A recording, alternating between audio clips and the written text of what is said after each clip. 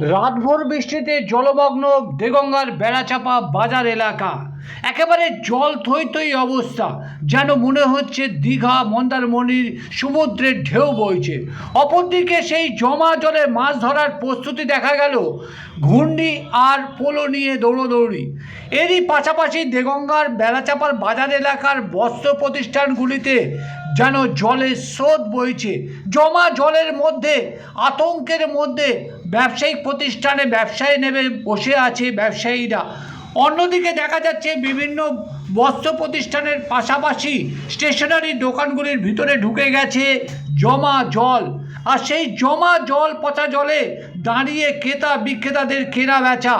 যদিও দুই একটা কাস্টমারের দেখা মিলছে, তথাপি সেই জমা জলের উপরেই দোকানদারকে ব্যবসায়িক প্রতিষ্ঠানে বসে থাকতে হচ্ছে। অন্যদিকে দেখা যাচ্ছে সোনার দোকানে জল থই থই অবস্থা। এ যেন সোনার দোকানে সোনা ভাসছে এই জমা জলে। এমনই এক ছবি ধরা পড়ল দেগঙ্গার বেড়াচাপা বাজার এলাকা। আর মাত্র একদিনের বৃষ্টিতেই এই হাল, আগামী দিনে কি হবে?